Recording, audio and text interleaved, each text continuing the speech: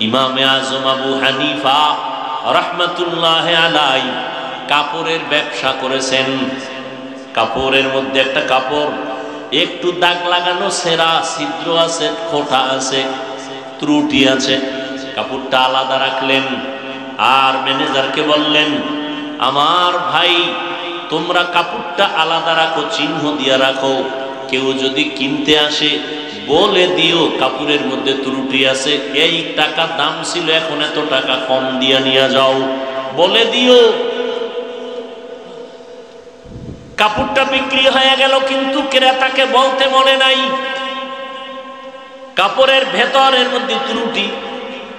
ইমামে আজম আবু হানিফা রাহমাতুল্লাহি আলাইহি আসলেন, আবার খবর নিলেন ওই ত্রুটিযুক্ত কাপড়টা কি আছে না বিক্রি হয়েছে? বলে হ্যাঁ বিক্রি হয়ে গেছে। বলা হয়েছিল নি কাপড়ের মধ্যে ত্রুটি আছে? বলে বলতে মনে ছিল না। ইমামে আজম আবু হানিফা লোক রেডি করে এলানের জন্য বের করে দিলেন, যাও এলান করো, আবু হানিফার দোকান থেকে কাপড় কে নিছু, অমুক তারিখের কাপড়টা ফিরায় দাও, না হয় টাকা ফিরায় নাও, কাপড়ের মধ্যে ত্রুটি আছে। এর নাম হালাল ব্যবসা।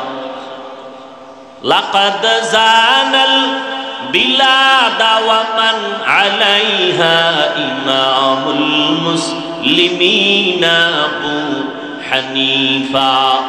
হানিফা বুদ ইমামে বাসফা আসরাজে উম্মতনে মুস্তফা।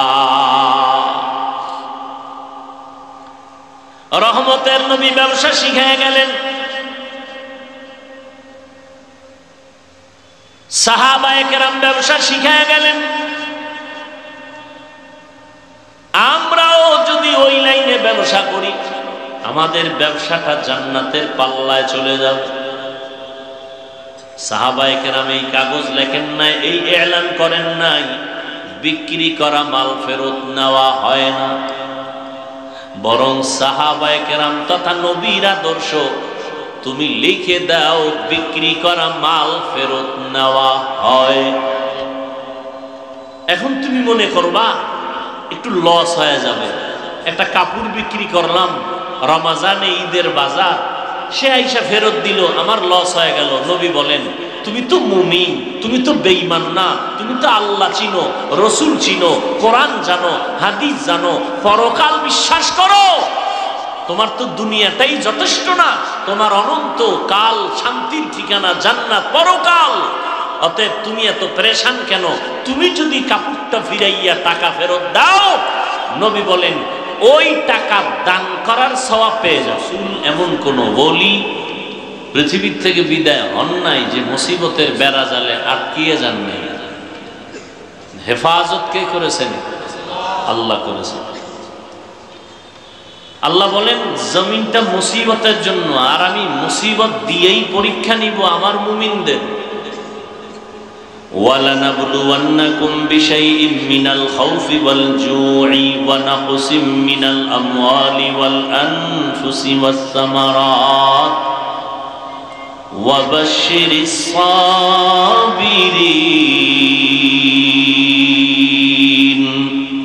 পাঁচটা জিনিসের দ্বারা আল্লাহ পরীক্ষা নেবেন মুমিনের। তারাই পাস করবে যাদের মধ্যে একটা পুঁজি থাকবে, মেডিসিন থাকবে। যে মেডিসিন না থাকলে পাসটা কেন, সে একটা পরীক্ষায় আংশিক পাস করতে পারবে না। ওই মেডিসিনের নাম ধৈর্য। الذي خلق الموت والحياة ليبلوكم أيكم أحسن عملا وهو العزيز الغفور।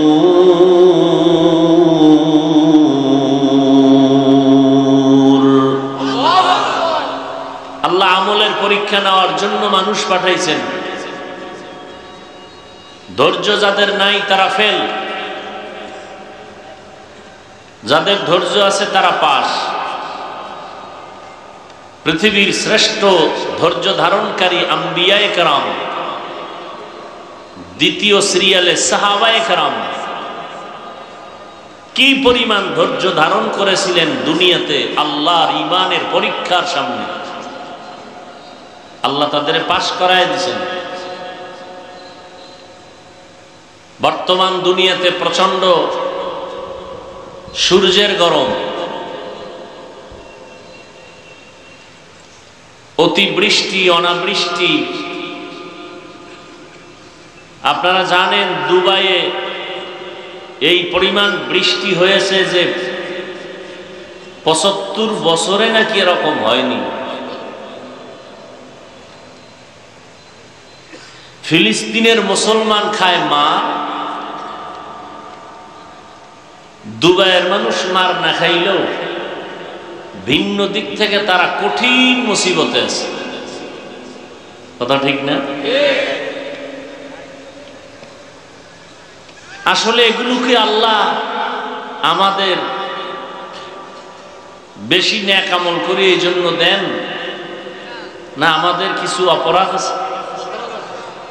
আজকে জানেন আপনারা, শিক্ষিত মানুষ, নোয়াখালীর মানুষ বড় দামি মানুষ, সম্মানের সাথে বলছি এবং সত্য কথাটাই আমি বলছি। এই নোয়াখালী জমিনের প্রিয় কিছু বান্দাদের অবদানে আজ গোটা দেশের মধ্যে ইসলামের আলো ছড়িয়েছে।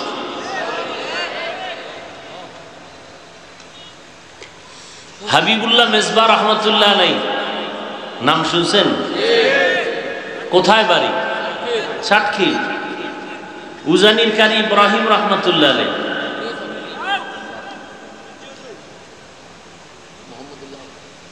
বড় কঠিন। এখানে বিদ্যুতের বাতি জ্বলে কেন? কয়টা পাওয়ার হাউসের সাথে সংযোগ লাগানো আছে, এমনি এমনি জ্বলে না। পাওয়ার হাউস থেকে যদি লাইন বন্ধ করে দেয়া হয়, কারো শক্তি নেই এখানে নতুন করে আবার বাতি জ্বালাবে, বিদ্যুতের বাতি জ্বালাবে, ভিন্ন কোন উপায়ে জ্বালাতে পারে। চরমনাই এত আলোকিত কেন? বলে উজানির কারি ইব্রাহিম রহমতুল্লাহ আলাইহি রুহানি তাওয়াজ্জু লেগেছে। কারি ইব্রাহিম নোয়াখালীর সন্তান, এত দামি হলেন কেন? বলে পৃথিবীর মধ্যে একজন কুতুবুল আলম, কোরআন হাদিসের ইলমের জাহাজ, ভণ্ডরা বেদাতিরাও তাকে চিনে, তার নাম জানে। কত বড় আলেম তিনি, রশিদ আহমদ গাঙ্গুহি। তার তাওয়াজ্জু লেগেছে কারি ইব্রাহিমের উপর। অন্ধকার জায়গা ছিল এই মাঠ, আলো কেন? বলে আলোকিত বাতির ফোকাস লেগেছে। মানুষ, আমি ছিলাম অন্ধকারে, আজকে প্রচন্ড গরমে এই মাঠে এত মানুষ কেন? না থাকারই কথা। একমাত্র কোরআনের আলো তাদের অন্তরে আছে। নোয়াখালীর জমিন যে দামি, এর আজকের এটাও একটা নমুনা। আমি একটু আগেই কিন্তু বলেছি, মানেন আর না মানেন, সত্য কথা স্বীকার করবেন। আর স্বীকার করতে গিয়া বিড়ালের মতো নয়, বাঘের মতো স্বীকার করবেন।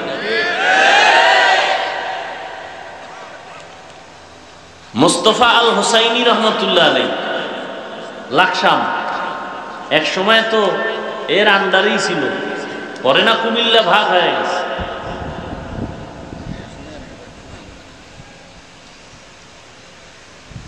হাবিবুল্লাহ মেজবাকে রহমতুল্লাহ আলাইহি, মুস্তফা আল হুসাইনিকে, যাদের তাফসীর বুঝতে হলে কিছু জ্ঞান নিয়ে বসলে কিছু বুঝতো, যে কেউ বুঝতে পারতো না। এখনো মিডিয়ার জগতে ঢুকলে দুই একটা বয়ান পাওয়া যেতে পারে, শুনলে বুঝবেন তাফসীর কাকে বলে। এখন তো ঘরে ঘরে মুফাসসির। কি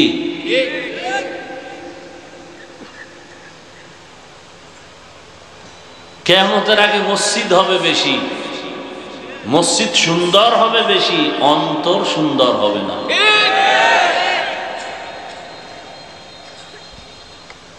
ওয়াজ মাহফিল তামাশা হয়ে গেছে। বক্তার বয়ান কেমন, শ্রোতাদের হালাত কেমন, বক্তার নমুনা কেমন, টুপি কেমন, কথার ঢং কেমন, বাচন ভঙ্গি কেমন, সব মিলাইয়া আমি যা বুঝাইতে চাই, দুনিয়া নামক গ্রহটা এক মুসিবতের দাবানল। আল্লাহ বলেন সাবধান,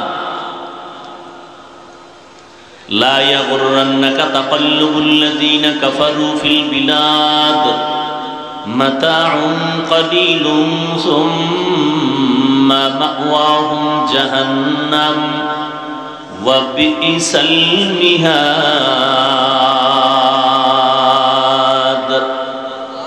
কাফের বেঈমানদের অট্টালিকা গুলশান দেখে পাগল হইও না। তুমি মুমিনের জন্য যেই বাড়িধারা গুলশান আল্লাহ বানায় রাখছেন, এমন সুন্দর যার কল্পনাও কোনোদিন অন্তর করে নাই, চোখ দেখে নাই, কান শুনে নাই, এমন জান্নাত আল্লাহ বানায় রাখছেন।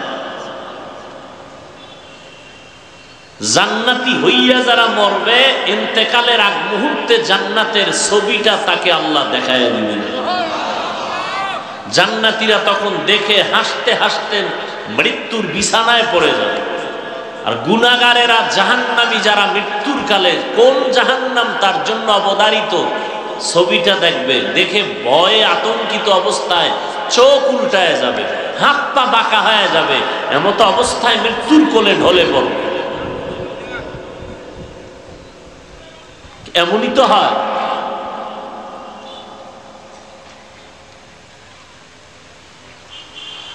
আল্লাহ তো আল্লাহ পাক রব্বুল আলামিন দুনিয়াতে মানুষ পাঠাবার ক্ষেত্রে প্রথম বললেন, আমি মানুষ ও জিনকে সৃষ্টি করি নাই।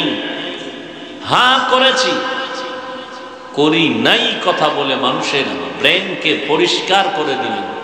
তোমাদের সৃষ্টি করি নাই মানে কোনো উদ্দেশ্যেই তোমাদের সৃষ্টি করি নাই, একটা উদ্দেশ্যে তোমাদেরকে সৃষ্টি করেছি, সেটা হলো আমার ইবাদত।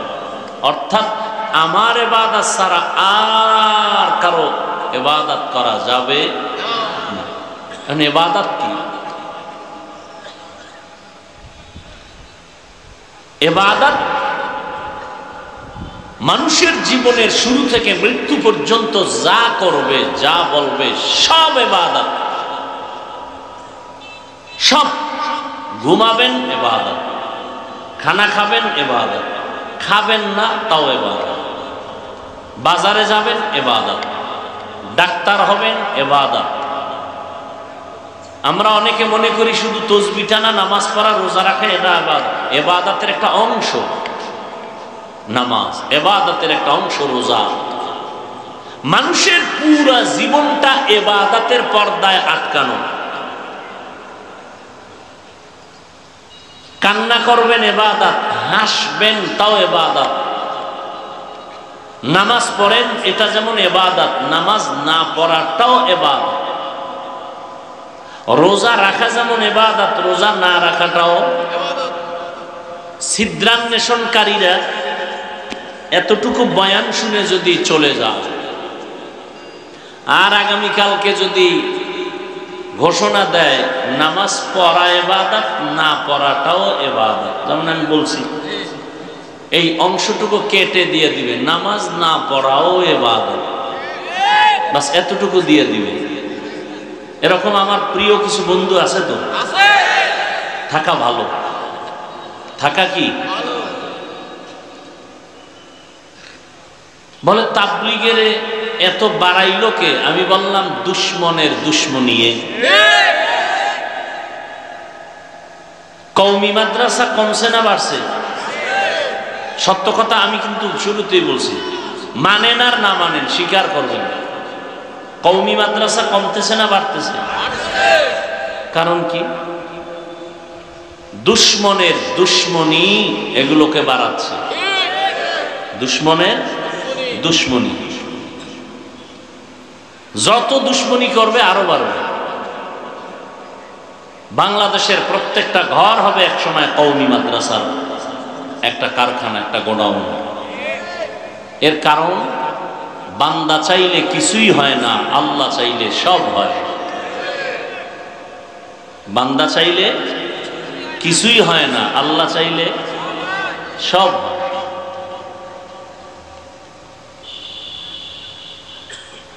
নমরুদ নামের বান্দা চাইল ইব্রাহিম নবীকে আসতে দিবে না, আল্লাহ চাইলেন ইব্রাহিমকে তো পাঠাবই তোর নাকের ডগায়।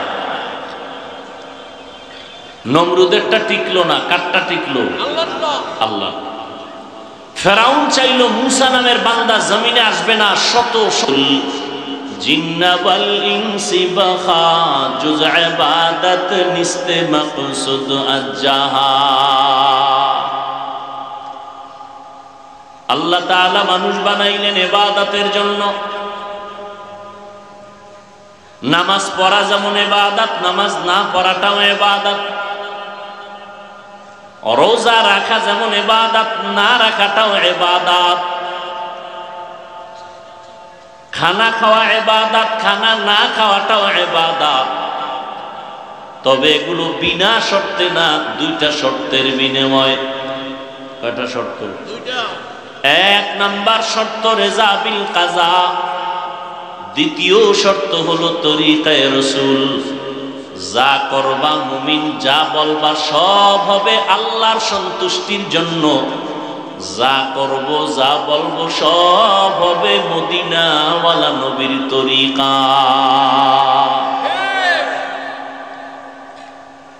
নবীজির তরিকায় নামাজ পড়বেন ইবাদত, নবীর তরিকা বাদ দিয়ে নামাজ পড়বেন ইবাদত হবে না।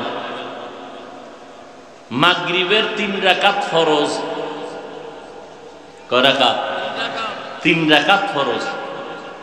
একজন আল্লাহর বান্দা চিন্তা করলো 3 রাকাত ফরজ না পড়ে আরো 2টা সিজদা আল্লাহকে বাড়ায় দেই, দিয়া বেজোর রেখে লাভ কি? জোর বানায় নামাজটা পড়ি। তাহলে 4 রাকাত হলে একটা জোর হবে, 2টা সিজদা আল্লাহ বেশি পাবে। নিছক আল্লাহর মহব্বতেই আর 1 রাকাত বাড়ায় বলল, দুনিয়ার জন্য না। বলুন তো সওয়াব হবে? কি হবে? নামাজ হবে। ওই 1 রাকাতও হবে না, বাকি 3 রাকাতও হবে না।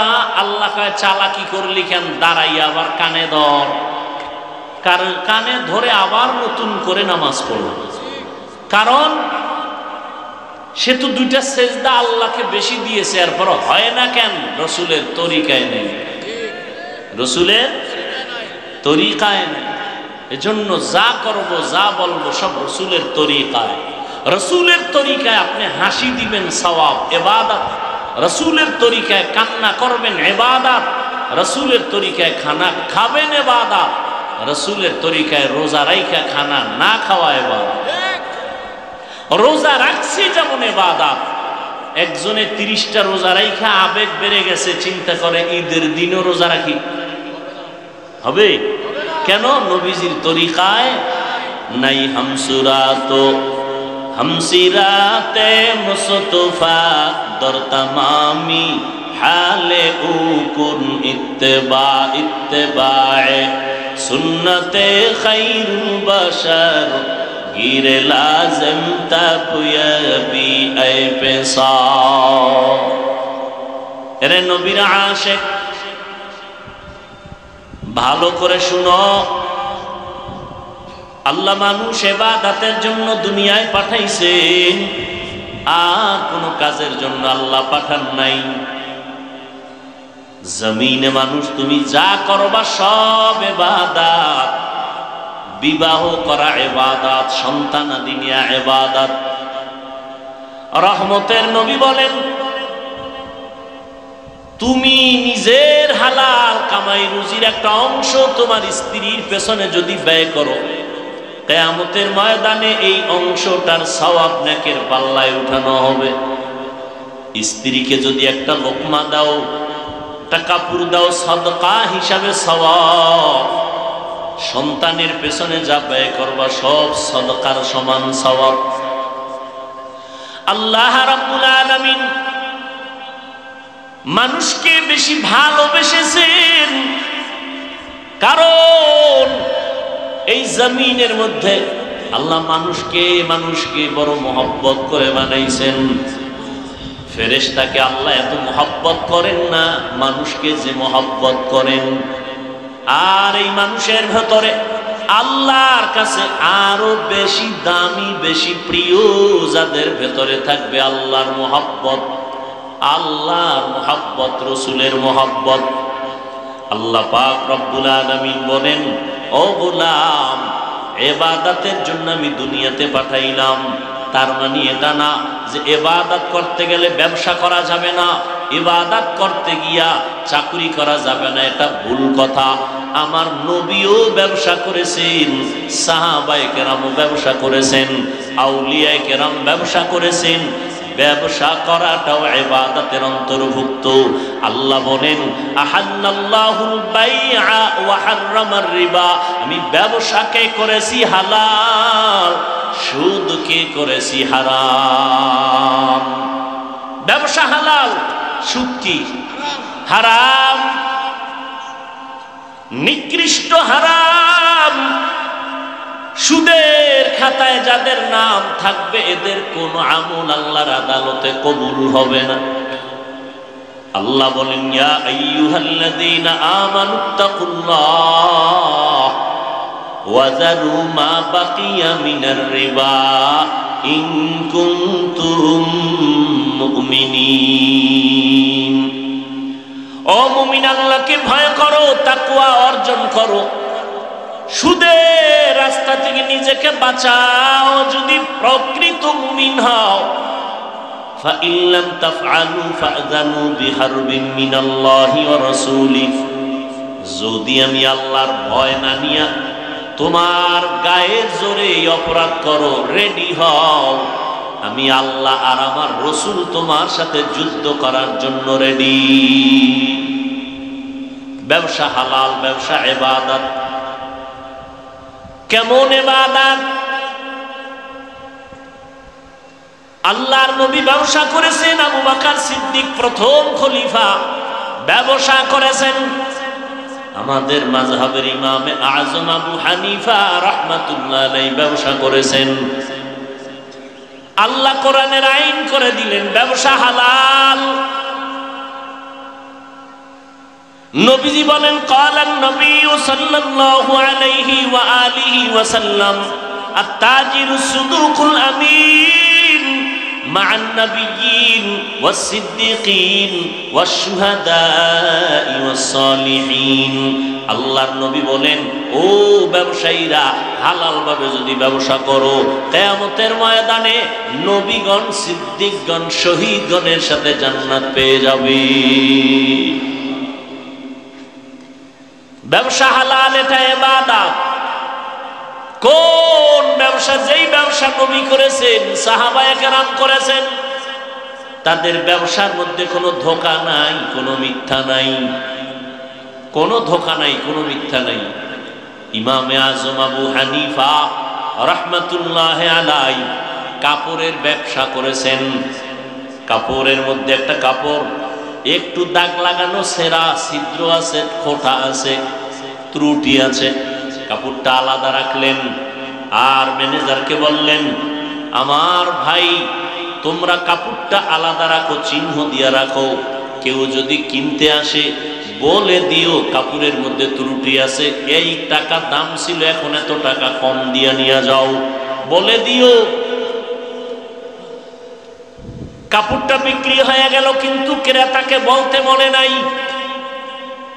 কাপড়ের ভেতরের মধ্যে ত্রুটি। ইমামে আযম আবু হানিফা রাহমাতুল্লাহ আলাইহি আসলেন, আবার খবর নিলেন, ওই ত্রুটিযুক্ত কাপড়টা কি আছে না বিক্রি হয়েছে? বলে, হ্যাঁ, বিক্রি হয়ে গেছে। বলা হয়েছিল নি কাপড়ের মধ্যে ত্রুটি আছে? বলে, বলতে মনে ছিল না। ইমামে আযম আবু হানিফা লোক রেডি করে এলানের জন্য বের করে দিলেন, যাও এলান করো।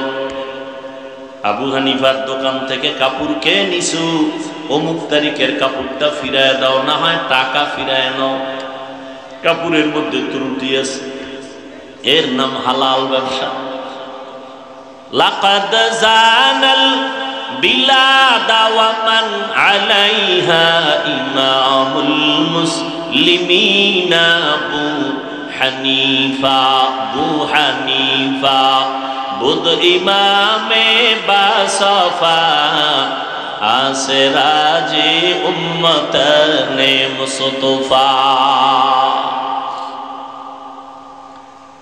রহমতের নবী ব্যবসা শিখায় গেলেন, সাহাবায়ে কেরাম ব্যবসা শিখায় গেলেন। আমরাও যদি ওই লাইনে ব্যবসা করি, আমাদের ব্যবসাটা জান্নাতের পাল্লায় চলে যাবে। সাহাবায়ে কেরাম এই কাগজ লেখেন নাই, এই এলান করেন নাই, বিক্রি করা মাল ফেরত নেওয়া হয় না। বরং সাহাবায়ে কেরাম তথা নবীর আদর্শ, তুমি লিখে দাও বিক্রি করা মাল ফেরত নেওয়া হয়। এখন তুমি মনে করবা একটু লস হয়ে যাবে, একটা কাপড় বিক্রি করলাম রমাজানে ঈদের বাজার, সে আইসা ফেরত দিল, আমার লস হয়ে গেল। নবী বলেন, তুমি তো মুমিন, তুমি তো বেঈমান না, তুমি তো আল্লাহ চিনো, রসুল চিনো, কোরআন জানো, হাদিস জানো, পরকাল বিশ্বাস করো। তোমার তো দুনিয়াটাই যথেষ্ট না, তোমার অনন্ত কাল শান্তির ঠিকানা জান্নাত পরকাল। অতএব তুমি এত পরেশান কেন? তুমি যদি কাপড়টা ফিরাইয়া টাকা ফেরত দাও, নবী বলেন ওই টাকা দান করার সওয়াব পেয়ে যাও। ওয়ামা খালাকুতুল জিন্না ওয়াল ইনসা ইল্লা লিয়াবুদুন।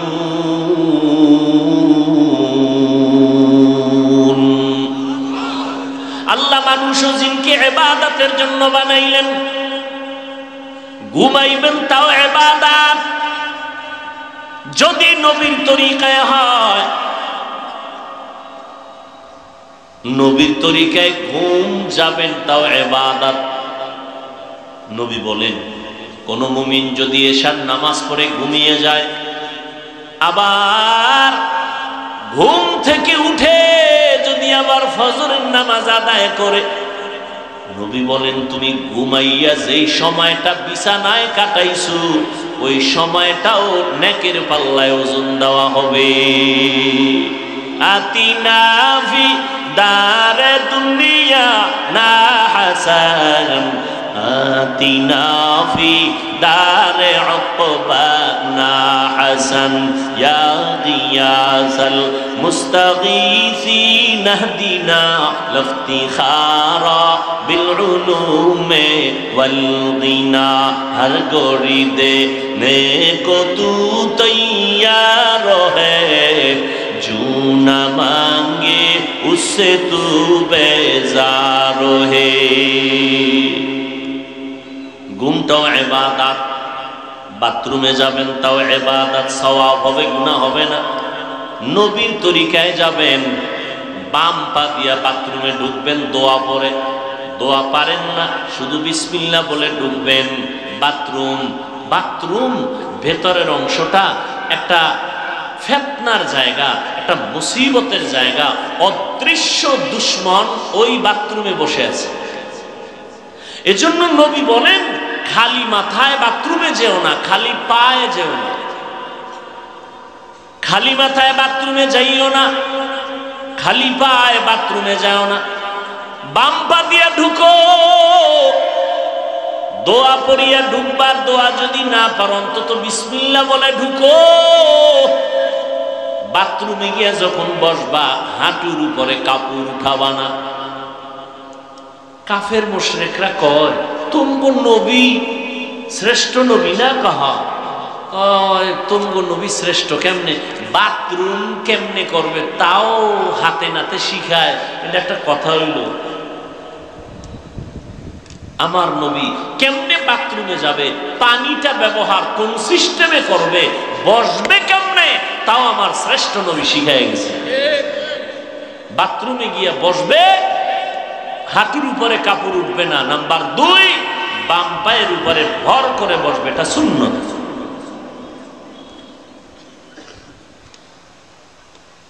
আমি চ্যালেঞ্জ দিয়ে গেলাম, নোয়াখালীর মুসলমান বাথরুমে অ্যাক্সিডেন্ট হয়, পড়ে যায়, হয় না? আল্লাহর কসম করে বলে গেলাম, রসুলের সুন্নাত অনুযায়ী যদি বাথরুম ব্যবহার করো, ইনশাআল্লাহ ফেরেশতা এসে তোমার সাহায্য করবে। কয়জনে বাথরুমে গিয়ে আমরা টিস্যু ব্যবহার করি? খালি মাথায় যাই না, খালি পায়ে যাই না। কয়জন? বাথরুমের চাপ আসলে হুঁশ থাকে না, দৌড়, দরজা খোল তাড়াতাড়ি, আর ধাম করে গিয়ে পড়ে যায়।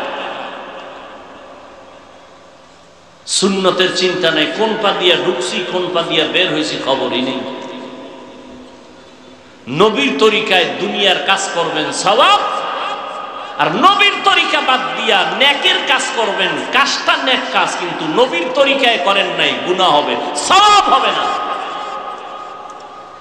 দোকানদারি দুনিয়ার কাজ, নবীর তরিকায় করেন, আখিরাতের কাজ হয়ে যাবে। নামাজ পড়া আখিরাতের কাজ, নবীর তরিকা বাদ দিয়ে করবেন, কোনো কাজ হবে না, সওয়াব নাই, বাতিল। একটু আগে মাগরিবের নামাজের উদাহরণ দিলাম, রোজার উদাহরণ দিলাম। সিজদা করা একটা বড় ইবাদতের অংশ। মানুষের জীবনের সব থেকে আল্লাহর কাছে বিনয়ী হওয়ার একমাত্র নমুনা সিজদা। আল্লাহ এত খুশি হন, আস-সাজিদু ইয়াসজুদু আলা কাদামির রহমান। বান্দা যখন সিজদা দেয় কপাল ঠেকায়া মাটিতে, রাসূল বলেন রহমানের কদম মোবারকে সিজদা দেয়। কিন্তু সেই দামি সিজদা যদি কেউ গাছে দেয়, বট গাছে, কবরওয়ালারে, কি সওয়াব হবে? কেন? নবীর তরিকায়। আরে আল্লাহ ছাড়া আর কেউ যদি সেজদা পায় সম্মানের কারণে, তো আমার রসুলকে আগে দাও। পৃথিবীর ইতিহাসে আমার রসুলকে কেউ মোহাব্বত করে, রসুলের মোহাব্বত তো সীমাহীন। কেমন মোহাব্বত? কারণ রসুলকে আমার আল্লাহ মোহাব্বত করে। সব নবী রসুল আল্লাহর আশেক, আর আমার আল্লাহ নিজে মুহাম্মদের আশেক। নবীর জন্য আসমান আশেক, জমিন আশেক, নদীর মাছ, গাছ, সমস্ত প্রাণীরা নবীর আশেক। সেই নবীকে কোনদিন কোন আশেক প্রাণী একটা সিজদা দেয়নি। নবীর ইন্তেকালের পরে পৃথিবীতে যত মাজার শরীফ আছে, আমার রসুলের মাজার থেকে দামি মাজার আছে? আর বলেন তো, রসুলের ইন্তেকালের পরে ১৫০০ বছর পর্যন্ত একটা সেজদা রসুলের রওজায় গিয়ে কেউ দিছে প্রমাণ? তাহলে আমার রসুল দামি, শ্রেষ্ঠ, যার কোনো তুলনা নাই। সেজদা দিলে যদি আল্লাহ খুশি হয়, আল্লাহ ছাড়া আর একজনকে, তো রসুলকে আগে দাও। আর যদি মনে করো রসুলকে দেওয়া যাবে না, তো পৃথিবীর ভিন্ন কাউকেও দেওয়া যাবে না। हकीकत से तो दुनिया बेखबर है, दुनिया की नुमाइश पर नजर है। এরে আল্লাহর বান্দারা, ভালো করে বুঝো, ইবাদতের জন্য আল্লাহ আমাকে পাঠাইছেন। আমার কাজ হলো আল্লাহর আনুগত্য করা, গোলামি করা। এখন আমার ঘুমের দরকার, খানার দরকার, পানির দরকার। আল্লাহ বলেন তোর কোনো পেরেশানি নাই, আমি সব কুদরতি ভাবে আয়োজন করে দিলাম। তোর পানি লাগবে দিলাম ফ্রি, বাতাস লাগবে দিলাম ফ্রি, তোর যেটা বেশি প্রয়োজন সেটা আমি ফ্রি করে দিলাম। লবণ আমগো বেশি প্রয়োজন না স্বর্ণ? কথা কেন? এই জন্য লবণের দাম কম, না স্বর্ণের থেকে বেশি? কম না? যেই জিনিস বেশি প্রয়োজন এটার দাম কম। আল্লাহ কুদরতি ভাবে আমাকে বাতাসের বেশি প্রয়োজন, ফ্রি। পানির প্রয়োজন, ফ্রি। সূর্যের আলো না থাকলে অন্ধকার, ফ্রি। আল্লাহ পাক সবকিছু জিনকে দেয় নাই, মানুষের জন্য দিয়েছেন। জমিন বিচরণ করো, ফ্রি। গাছের ফল খাও, ফ্রি। নদীর মাছ খাও, ফ্রি। আল্লাহ সব আমাদেরকে দিয়ে দিলেন, সব হালাল করে দিলেন। আল্লাহ বিনিময়ে কিছু চান না। দুনিয়ার মেধাওয়ালারা, ইঞ্জিনিয়ার সাহেবরা মেধা খাটাইয়া আল্লাহর দেওয়া সূর্যের আলোটারে মেশিন দিয়া কন্ট্রোলিং পাওয়ারে নিয়ে নতুন করে এটাকে আবার বিদ্যুৎ উৎপাদন করেছে, সৌর বিদ্যুৎ ঘরে ঘরে দিয়া মাসে মাসে টাকা নেয়। আল্লাহ কয়, তুমি আমার সূর্যের আলো নিয়ে যে টাকা খাও, আমার সূর্য যে ফিরি দিলাম, বছরে 5 টাকাও যদি চাইতাম তাহলে দুনিয়াতে কোনো ধনীও বেঁচে থাকার উপায় ছিল না। আমি সূর্যের আলো দিলাম ফ্রি, চাঁদের আলো দিলাম ফ্রি, বাতাস দিলাম ফ্রি, সব ফ্রি দিলাম, বিনিময় কিচ্ছু চাই নাই, বিনিময় কিছুই চাই নাই, ঠিক। কিন্তু আমি চাইছি এতটুকু, তুমি তোমার কল্যাণে কিছু কাজ করো। কি? ইবাদত। ইবাদত মানে সবসময় জিকির তসবিহ নামাজ না, ঘুমাবেন ইবাদত। আল্লাহ কয়, বান্দা 24 ঘন্টার পর্দা লাগাই দিছি তোর হায়াতটাকে, এই 24 ঘন্টার মধ্যে আমি আল্লাহ তোর শরীরের মহা ঔষধ হিসাবে দিলাম রাতের ঘুম। এটা আল্লাহর দেওয়া ফ্রি শরীরের মহা এক ঔষধ, রাতের ঘুম। আমরা এটাকে ধ্বংস করেছি গজবের মোবাইল দিয়ে। সারা রাত মোবাইলে কবিরা গুনাহ, কবিরা গুনাহ, কবিরা গুনাহ, কবিরা গুনাহ। চেহারা শেষ, জীবন যৌবন শেষ, চরিত্র শেষ, লেখাপড়া শেষ। আল্লাহর দেওয়া রাতের ঘুম ফিরি। আল্লাহ বলেন, বান্দা 24 ঘন্টা 22 ঘন্টা তোমাকে দিলাম, তুমি তোমার ব্যক্তি কাজে লাগাও, দোকানদারি, ব্যবসা, চাকরি, লেখাপড়া। 22 ঘন্টা তুমি এটা তোমার ব্যক্তি কাজে লাগাও। 24 ঘন্টার 22 ঘন্টা তোমার ব্যক্তি পরিবারে দাও। থাকে কয় ঘন্টা বলেন? মাত্র 2টা ঘন্টা তুমি তোমার কল্যাণে আমার জন্য ব্যয় করো। 24টা ঘন্টার ভেতরে 22 ঘন্টা তোমার ব্যক্তি পরিবারে ব্যবহার করো, ব্যবসা, দোকানদারি, চাকুরি, লেখাপড়া। বাকি থাকলো 2টা ঘন্টা, এটা তোমার কল্যাণে আমি আল্লাহর জন্য ব্যয় করো। তাও একত্রে পারবা না, তোমার সময় হাতে নাই, একত্রে 2 ঘন্টা দিতে পারবা না। আমি আল্লাহ কত দয়া তোমারে করেছি। আমি আল্লাহ পাক এই 2 ঘন্টা সময় আলাদা ভাগ ভাগ করে দিলাম, যাতে তোমার কাজের ক্ষতি না হয়। বলে কেমনে? কয়, ফজরের 4 রাকাত নামাজে 20টা মিনিট সময় ব্যয় করো। ঘুম থেকে উঠিয়া ফজরের নামাজে 20টা মিনিট ব্যয় করো, আবার ঘুমাও।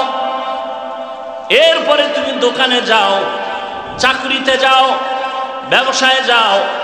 আবার জোহরের সময় তোমার পেটে ক্ষুধা লাগছে, বাসায় আসো।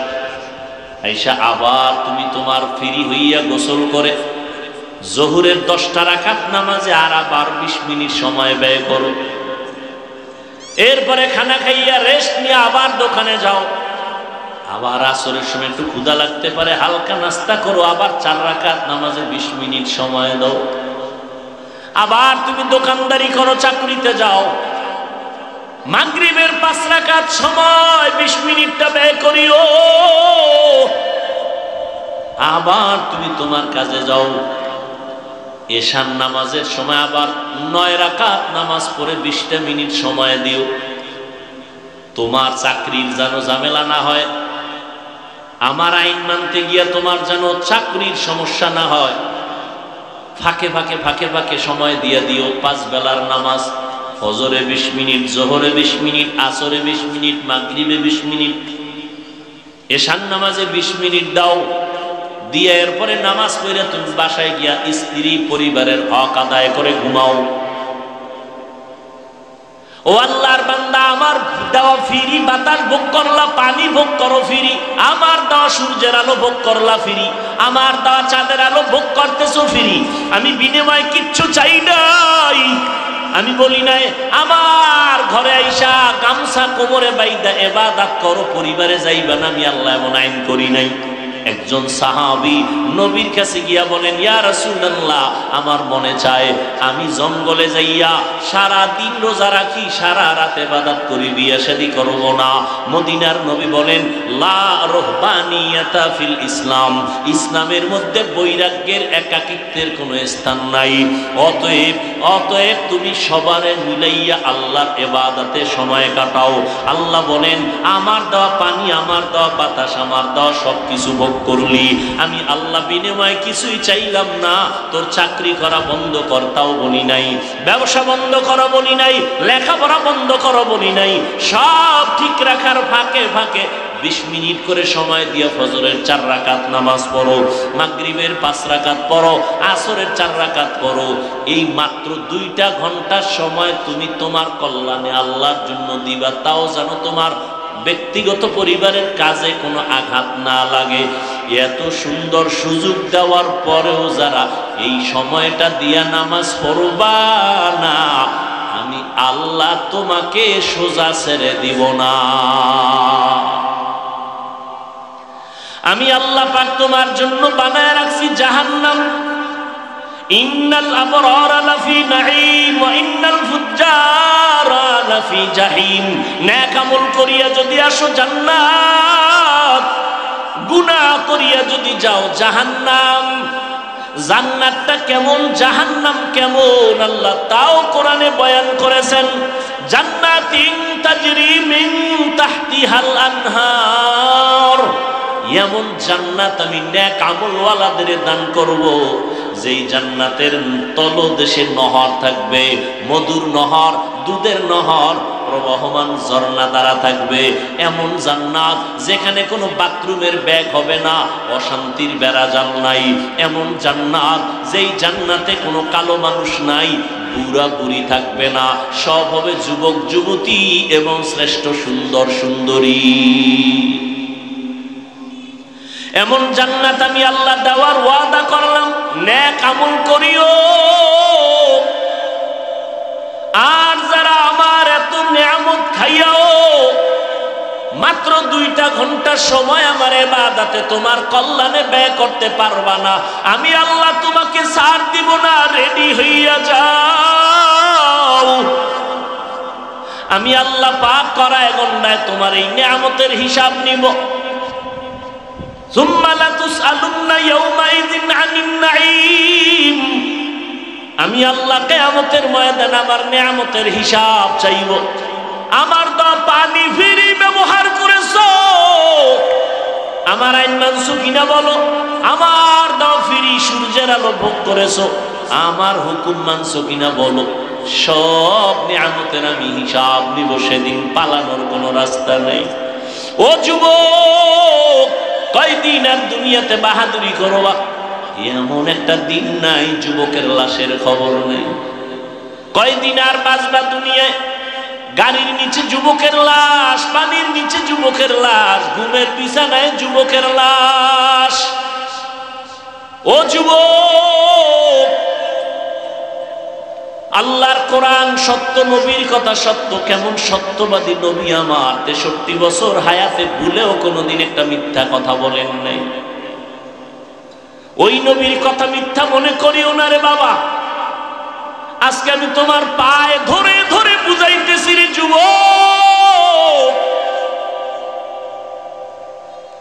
এত কষ্ট করি, এত বুঝাই। তাবলীগওয়ালারা, পীর সাহেবরা, ওলামায়ে কেরাম, জুমার খতিবরা এত বয়ান করেন, বিনয়ের সাথে পাও ধরে বয়ান করেন, এত বুঝাই। কারণটা কি রে বাবা? আজকে আমিও তো তোমার মতো প্যান্ট শার্ট টাই লাগায় দাড়ি কাইটা যদি রাস্তায় চলতাম, কেউ আমারে বাধা দিত না, আমি স্বাধীনভাবে চলতে পারতাম। কিন্তু না, এই গরমের ভিতরে নাই, দাড়িটাও কামাই নাই, লম্বা জামাটাও ফালাই নাই। যত কষ্ট হোক নামাজ বাদ দেই না রে বাবা, পর্দা রক্ষা করে চলার চেষ্টা করি, আপনাদের পায়ে ধরে ধরে বুঝাবার চেষ্টা করি। এর একমাত্র কারণ আল্লাহর কোরআন সত্য, নবীর কথা সত্য। গুনাহ নিয়ে কবরে গেলে হাসরের ময়দানে আযাব, কবরে আযাব। নেক আমল নিয়ে গেলে জান্নাত কবরে শান্তি, পরকালেও শান্তি। আপনার আমার নবী যার কোনো গুনাহ নাই, সেই নবীও আম্মাজান আয়েশার হুজরায় বসে গুনগুন গুনগুন করে কান্না করেন। আম্মাজান আয়েশা রাদিয়াল্লাহু তাআলা আনহা বলেন, রহমতের নবী আমার, কেন আপনি আমার হুজরায় বসে কাঁদেন? আমি আয়েশা কোনো বেয়াদবি করলাম নাকি? বলে না, করো নাই। কেন কাঁদেন হে নবী? নবী বলেন, হাসরের ময়দানে ভয়ঙ্কর অবস্থা হবে, সেই ভয়ে কান্না করতেছি, আমার উম্মতের কি হালাত হবে। আম্মা জান আয়েশা রাদিয়াল্লাহু তাআলা আনহা বলেন, হাসরের ময়দানের হালাত কেমন হবে ইয়া রাসূলুল্লাহ? রহমতের নবী বলেন, ও আয়েশা, নবীদের কোনো গুনাহ নাই, হাসরের ময়দানে এতটা ভয়ঙ্কর হবে, এই জমিনটা হবে হাসরের মাঠ, সূর্যের গরমে জমিনটা তামা হয়ে যাবে। অপরদিকে জাহান্নামের আগুনের গরম, আল্লাহ নিজে রাগান্বিত আওয়াজ দিবেন, লিমানিল মুলকুল ইয়াউম লিল্লাহিল ওয়াহিদিল কাহ্হার। নবী বলেন, ও আয়েশা, আল্লাহ পাকের কুদরতি রাগান্বিত আওয়াজে হাসরের ময়দানটা থরথর করে কেঁপে উঠবে, জমিনটা সূর্যের গরমে এত তাপ, মানুষগুলো দাঁড়াবে, নারী পুরুষ সব উলঙ্গ, কারো গায়ে কোনো পোশাক থাকবে না, নারীরাও উলঙ্গ, পুরুষেরাও উলঙ্গ দাঁড়াবে, সূর্যের গরমে জমিনে দাঁড়াতে পারবে না, এমন কঠিন হালাত, উম্মতেরা বেকারার হয়ে দৌড়াবে। আদম নবীর কাছে যাবে, নবী কাঁদবেন, বলবে, সরো, আমি আমার চিন্তা নিয়ে পাগল, আমার উপায় আজ হাসরের মাঠে আল্লাহর কাছে কি হবে। মুসা নবীর কাছে যাবে, তিনিও বলবেন, আমার উপায় কি হবে, আমি সুপারিশ করতে পারবো না। এইভাবে ইব্রাহিম নবী, ঈসা নবীর কাছে যাবে। আম্মা জান আয়েশা বলেন, নবী তারপরে কি হবে?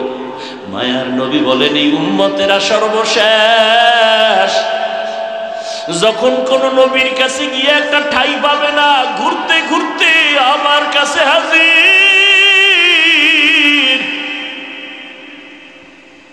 আমার দরবারে আসবে উম্মতেরা। ও নবী, আপনাকে কোথায় পাবে? রহমতের নবী বলেন, ও আয়েশা, আমি রব্বে কারীমের মাকামে মাহমুদে সিজদায় পড়ে কান্নায় বিভোর হয়ে যাব। এমন কান্নার আওয়াজ, আমি কান্নায় বিভোর, আমার কান্না দেখে আল্লাহ বলবেন, নবী আপনি কাঁদবেন না, মাথা উঁচু করেন। আল্লাহ পাক আমাকে সুসংবাদ দিয়া বলবেন, নবী আপনি কাঁদেন, আপনি উম্মতের জন্য। ও আয়েশা, সব নবীরা কান্না করবেন নিজেকে বাঁচাবার জন্য, আর আমি কান্না করে একবারও বলবো না, আল্লাহ আমারে বাঁচায় দেও। আমি কান্না করে বারবার বলবো, আল্লাহ আমার উম্মতেরে বাঁচাও, আমার উম্মতেরে বাঁচাও, উম্মতেরে বাঁচাও। আল্লাহ বলবেন, নবী আপনি কাঁদবেন না, আপনি আপনার উম্মতগুলোকে বেছে বেছে জান্নাতের ময়দানের দিকে নিয়ে যান। আম্মা জান আয়েশা বলেন, নবী কি করবেন? বলে, আমি মনের খুশিতে আমার উম্মতগুলো বাছাই করে করে আমার কাতারে নিয়ে যাব। আম্মা জান বলেন, কোটি কোটি কোটি সহস্র কোটি মানুষের মধ্যে চিনবেন কি করে আপনার উম্মত কারা? মায়ার নবী বলেন, ও আয়েশা, আমার উম্মতেরা যারা 5 ওয়াক্ত নামাজ আদায় করেছে ওযু বানাইয়া, কিয়ামতের ময়দানে ওযুর অঙ্গগুলো নূরের আলোতে ঝলমল করতে থাকবে। আমি দেখে দেখে আমার উম্মতগুলোকে আমার কাতারে নিয়ে হাউজে কাউসারের পানি আমার হাতে পান করাবো। লাইনে দাঁড়াবে আমার উম্মতেরা, কাউসারের পানি পান করাবো। হঠাৎ করে দেখবো আমার উম্মত লাইনে এখনো বাকি, মাঝখানে পর্দা। ও ফেরেশতারা, পর্দা দিলা কেন? ইয়া রাসূলুল্লাহ, এই উম্মতগুলো ভেজাল মার্কা উম্মত, আপনি দুনিয়ার থেকে বিদায়ের পরে আর আপনার দ্বীনের মধ্যে বাড়ায়া কমায়া উল্টা পাল্টা করেছে, নবী আপনাকে মানে নাই। নবী বলেন, সুহকান সুহকান লিমান গায়্যারা মিন বাদি। আমি তখন এদের তাড়ায় দিয়া বলবো, যাও, আমার কাছে তোমাদের স্থান নাই। ও এলাকার মুসলমান মা বোনেরা, বৃদ্ধ বাবাজিরা, ও যুবক, আল্লাহ না করুন যদি নবী এইভাবে তাড়ায় দেয়, আর এই কপালটা আমার হয়ে যায় না জানি। কিয়ামতের ময়দানে তখন কি উপায় হবে? আল্লাহর অর্ডার হবে, এই নাফরমানের হাতে পায়ে শিকল লাগায় জাহান্নামে দাও। নবীজির কলিজার টুকরা সাহাবী ওমর ফারুক রাদিয়াল্লাহু তাআলা আনহু কান্না করেন আর বলেন, আমার আল্লাহ যদি ঘোষণা করেন সব মানুষ জাহান্নামে যাবে, একজন জান্নাতে যাবে, আমি আশাবাদী আমি ওমর হতে পারি। এই পরিমাণ আশা আমার অন্তরে আছে।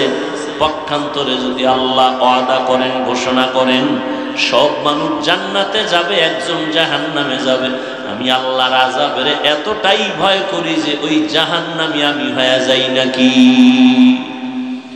সাহাবায়ে কেরাম জান্নাতি হইয়াও জীবন ভর কান্নার আওয়াজ। ও যুবক, আজকে তাকায় দেখো, আমি এই কথা একবারও কিন্তু তোমাকে বলি নাই। আমগো মতো হুজুর হও, পাগড়ি লাগাও, একবারও কিন্তু বলি নাই। তুমি স্কুলে পড়ো, আল্লাহর শুকর, পড়া বন্ধ করবা না।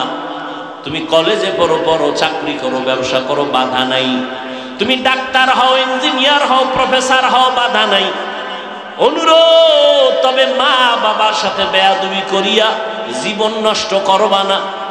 তুমি আদবওয়ালা ডাক্তার হইও, আদর্শমান একজন ইঞ্জিনিয়ার হও, কপাল খুলে যাবে। তোমার আচরণে যেন আলেম কষ্ট না পায়, মা বাপ কষ্ট না পায়, মুরব্বীরা কষ্ট না পায়। কারণ মা বাবা, মুরব্বী, ওলামায়ে কেরামের কলিজার বরদোয়া লাগলে তোমার জীবন মরার আগেই ধ্বংসের পথে চলে যাবে।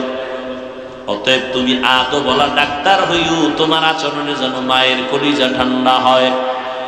তোমার মতো যুবক এখনো তাকাইয়া দেখো ডানে বামে, স্কুলে পড়ে, কলেজে পড়ে, 5 বেলার নামাজ পড়ে, মিথ্যা বলবা না, সত্যটা স্বীকার করো, আছে না নাই? বালিশে মাথা লাগা একটু মনের প্রশ্ন করিও, তুমি কেন পারবা না? তোমার মতো যুবক রাস্তায় গাড়ি চালায়, ড্রাইভারি করে, নামাজ ছাড়ে না, তুমি কেন পারবা না রে বাবা?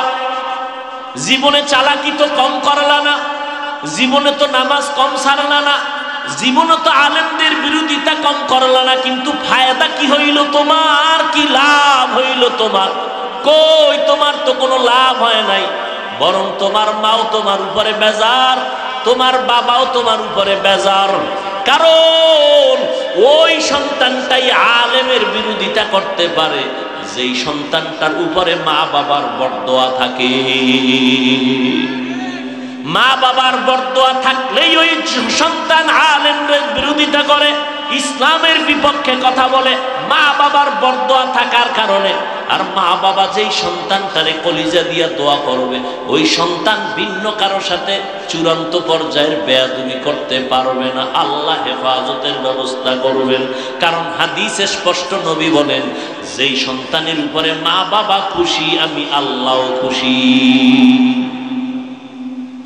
ও যুবক, তোমার মতো যুবক তাকায় দেখো, কৃষি কাজ করে, নামাজ ছাড়ে না। তোমার মতো যুবক র্যাব, আর্মি, পুলিশ, বিডিআরের চাকরি করে, নামাজ ছাড়ে না।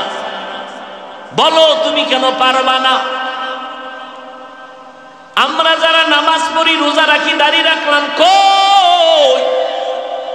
সমস্ত বিধর্মীরা আমাদের দুশ্মনী করে, এমনকি কিছু নামদারি মুসলমানেরাও আমাদের পিছনে লেগে আছে, বিরোধিতা করে। আলহামদুলিল্লাহ, এরপরেও তো আমগো সম্মান কমে নাই, কমছে। করোনার ভেতরে স্কুল বন্ধ, কলেজ বন্ধ, ট্রেন বন্ধ, ফ্যাক্টরি বন্ধ, দোকান বন্ধ, সব দুনিয়া স্তব্ধ হয়ে গেল। আল্লাহর কসম, ইতিহাস ভুলে যাইও না, কোরআনের একটা মাদ্রাসাও বন্ধ হয় নাই। একজন আলেম পাইবা না যে করোনায় অসহায় হইয়া কোথাও ভিক্ষা করেছে আর বলছে আমার মেয়ে ছেলে নিয়ে কি খাবো, টাকা দাও। একজন আলেমও পাইবা না কষ্ট করেছে কিন্তু কারো কাছে বলে নেই। রাতের গভীরে তাহাজ্জুদে কান্না করে বলছে, আল্লাহ রিজিকের ফয়সালা করো, অল্প যদি হয় বরকত তুমি বাড়ায়া দাও। বরকত বুঝনি রে কপাল পরা মুসলমান, তুমি 3 প্লেট খাইলেও তোমার পেটের ক্ষুধা নিবারণ হয় না, আর একজনে আধা প্লেট খাইলেও পেটের ক্ষুধা থাকে না, এর নাম বরকত। তোমার একা লাগে 3 প্লেট, আর বরকতি খানা 1 প্লেট দিয়া 5 জনের পেট ভরে যায়। এটা কেমনে সম্ভব? আমার মাওলার কুদরতে সম্ভব।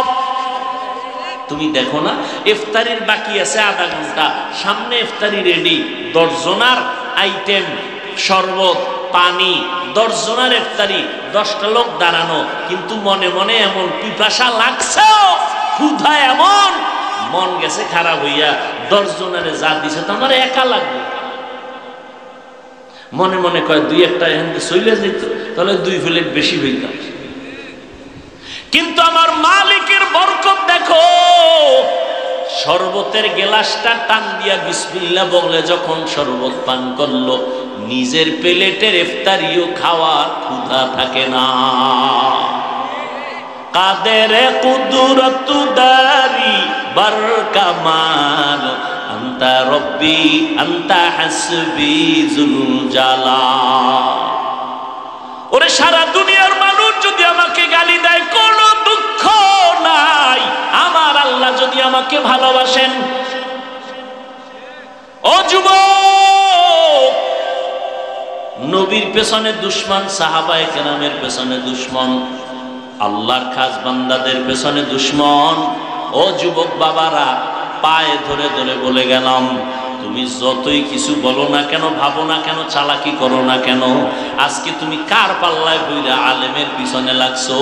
জানুনি তোমার সাথে মরণকালে কেউ যাবে না। তোমার জামাটা বেলেট দিয়া আপনজনেরা কেটে কেটে রেখে দিয়া 3টা সাদা কাপড়ের প্যাকেট বানায় বিদায় দিবে। এমন একটা জায়গায় কবরে রাখবে, কেউ দিনের বেলাও সেখানে যায় না, ভয়। অতএব তুমি কার পাল্লায় পড়ি আমার মাওলারে ভুলছো? কার পাল্লায় পড়িয়া তুমি নবীর সুন্নতের জবাই করতেছো রে বাবা? তুমি জানোনি তুমি যদি তার সাথে আঘাত লাগায় দাও, মোবাইলের নাম্বার ডিলিট করবে, পারলে তোমার কল্লাটারে দেহ থেকে ডিলিট করে দিবে। কেউ দুনিয়াতে আপন না রে বাবা। যতটুকুই জমিনে তোমাদের আপন থাকে, আল্লাহর কসম খেয়ে বলে গেলাম, একমাত্র আহলে হক উলামায়ে কেরাম উম্মতের আপন। এছাড়া আর কেউ বিনা স্বার্থে তোমার সহযোগিতা করবে না। দেখো না করোনায় বাবায় মরিয়া গেছে, ছেলেরা লোক দিয়া টাকা দিয়া লাশটারে রাস্তায় ফালায় রাখছে, দরজা লাগায় দিছে, লক করে দিছে। বাবার লাশটা কুত্তায় খাইলো না, জানাজা পড়লো, আর একবারও জানালা দিয়ে তাকায় নেই। কিন্তু এই লাশগুলো দেখছো নি, শত শত করোনার লাশ আমার দেশের টুপিওয়ালারা আলেমরা কাঁধে নিয়া গোসল করাইছে, কাফন পরাইছে, দাফন করাইছে। শত শত লাশ, একজন আলেমও করোনায় মরে নাই। ও যুবক, এতক্ষণ যে বয়ান করলাম, একবারও কিন্তু বলি না আমার মতো 5 কল্লি লাগাও, না হয় জাহান্নামে যাইবা। তাবলীগ না করলে জাহান্নামে যাইবা, কওমি মাদ্রাসায় না পড়লে জাহান্নামে যাইবা, একবারও বলি নাই রে বাবা। বরং আমি তোমাকে আশ্বাস দিয়ে গেলাম, কলিজা দিয়ে দোয়া করে গেলাম, স্কুলে পড়ো, কলেজে আসো থাকো, ভার্সিটিতে আসো থাকো, ডাক্তার হও, দোয়া করে গেলাম আল্লাহ তোমাকে ডাক্তার বানাক, ইঞ্জিনিয়ার হইও, তুমি একজন প্রফেসর হও, তবে আমার দাবি একটা, বেয়াদব হইবা না। তোমার ব্যবহারে যেন কোনোদিন মা বাপ কষ্ট না পায়, আলেম কষ্ট না পায়। ও যুবক, তুমি মনে করো আমি তোমার দুশমন, আসো কাছে আসো, 2 দিন ঘুরো, দেখবা তুমি আমার মতো বন্ধু আর কাউকে পাবা না। ও আল্লাহর বান্দারা, তোমার সাথে আমার তো কোনো দুশমনি নাই, তুমি আমারটা খাও না, আমি তোমারটাও খাইয়া পড়া চলি না। আল্লাহর মোহাব্বত নিয়ে ভালোবাসি, মোহাব্বত করি। ও আল্লাহর বান্দার পরেও যদি তোমার অন্তরে কিছু থাকে, আমার সামনে আইসা বলো। পেছনে পেছনে কেন চিৎকার দাও? পেছনে পেছনে কেন লেখালেখি করো? এই লেখার দ্বারা তোমার গুনার পাল্লা ভারী হয়, কিন্তু তাবলীগের ক্ষতি হয় না, কওমিওয়ালাদের ক্ষতি হয় না, আলেমদের ক্ষতি হয় না। আল্লাহ হেফাজতের মালিক। ইখলাস নিয়ে যারা চলবে, আল্লাহ তাদের জীবনটাকে ধন্য করে দিবেন। ও আল্লাহর বান্দারা, অতএব আল্লাহর জন্য 2টা ঘন্টার সময় আজকে বের করবা। আল্লাহ ব্যবসা নিষেধ করে নাই, চাকরি নিষেধ করে নাই, 2 ঘন্টার সময় আল্লাহর জন্য নিজের কল্যাণে দাও। তাও একসাথে দেওয়া লাগবে না। ফজরে 4 রাকাত 20 মিনিট, জোহরে 10 রাকাতে 20 মিনিট, মাগরিবের 5 রাকাতে 20 মিনিট, আসরের 4 রাকাতে 20 মিনিট, এশার 9 রাকাতে 20 মিনিট দাও আল্লাহর কাছে। আল্লাহ কয় বান্দা আমি তওবার দরজা খুলে রাখলাম, জীবন ভর যদি গুনাহ করো আর একবার বলো আল্লাহ বুঝতে পারি না মাফ করে দাও, আল্লাহ বলেন তোর জীবনের সব গুনাহ 1 সেকেন্ডে মাফ করে দিব। তবে এটাও সত্য কথা, হেদায়েতের মালিক আল্লাহ। নবীর বয়ানে আবু জাহাল কালেমা পড়ে না, কত বড় বেঈমান। আবার নবীকে জবাই করতে আসিয়া কালেমা পড়ে নিল হযরত ওমর। এর নাম কপাল। সবার কপালে হেদায়েত হবে না। কেউ বয়ান শুনে অন্তর তৈরি করবে আর নামাজ ছাড়বো না, দাড়ি কাটবো না, বেপরদায় চলবো না, মা বাবারে কষ্ট দিব না, ওলামায়ে কেরামের বিরুদ্ধাচরণ করে গুনাহগার হব না, নবীর তরিকা মেনে চলবো, তওবা করে গিয়া নামাজটা ধরে ফেলবে। আবার একদল বয়ানের পরে বাইরে গিয়া সমালোচনা করবে, এই ভুল সেই ভুল, এটা হয় নাই। নিজেও নামাজ পড়বে না, যারা নামাজ পড়বে তাদেরও পছন্দ করবে না, নিজেও দাড়ি রাখবে না, যারা দাড়ি রাখবে তাদেরও পছন্দ করবে না। এই রকম কপাল পোড়াও এই জমিনের মধ্যে অভাব নাই। অতএব আমি বলবো রে ভাইজানেরা, ও বাবাজিরা, ও পর্দার আড়ালের আম্মা জানেরা, আপনাদের জীবনটা বড় ধন্য। আপনারা নবীদের মায়ের মতো মা, সাহাবায়ে কেরামদের মায়ের মতো মা, আলেমদের মায়ের মতো মা। আজকে স্টেজে প্রায় 25টা সন্তান কোরআনের হাফেজ, এদের মাথায় পাগড়ি দেওয়া হলো। এদের মা বাবার কলিজা কত ধন্য, এদের মা বাবা জীবনটা কত ধন্য হয়ে গেল। এই সন্তানগুলো হাফেজে কোরআন হয়ে গেল, মা বাবাও ধন্য হয়ে গেল। এরে আম্মা জান, আপনার কি মনে চায় না সন্তানকে কোরআন পড়নেওয়ালা ডাক্তার বানাবেন, কোরআন পড়াইয়া ইঞ্জিনিয়ার বানাবেন, কোরআন পড়াইয়া প্রফেসর বানাবেন? আপনার সন্তান আপনার আদর্শ নিয়া ডাক্তারি করবে, মা বাবার জন্য কলিজা ভরে দোয়া করবে, কোরআন পড়বে। এমন একটা সন্তান যদি বানাইতে পারেন, জীবন ধন্য, দুনিয়াও ধন্য, আখিরাতও ধন্য।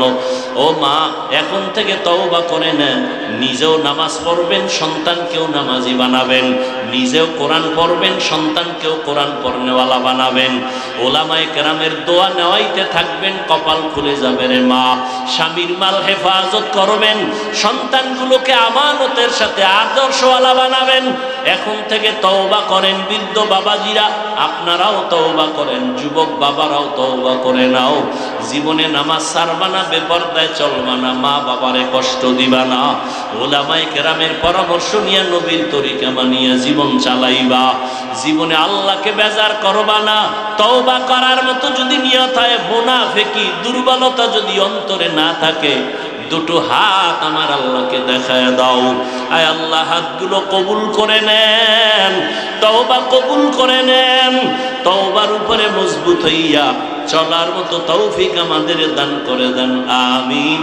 আলহামদুলিল্লাহি রাব্বিল আলামিন, ওয়াসসালাতু ওয়াসসালামু আলা সাইয়্যিদিল আমবিয়া ওয়াল মুরসালিন ওয়া আলা আলিহি ওয়া আসহাবিহি আজমাইন।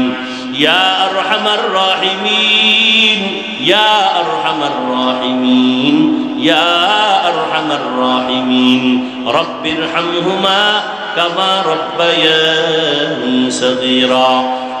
اللهم إنك عفو كريم تحب العفو فاعف عنا. اللهم إنا نسألك رضاك والجنة ونعوذ بك من سخطك والنار. اللهم إنا نعوذ بك من البرص والجنون والجذام وسيء الأسقام. ربنا ظلمنا أنفسنا وإن لم تغفر لنا وترحمنا لنكونن من الخاسرين. ربنا آتنا في الدنيا حسنة وفي الآخرة حسنة وقنا عذاب النار.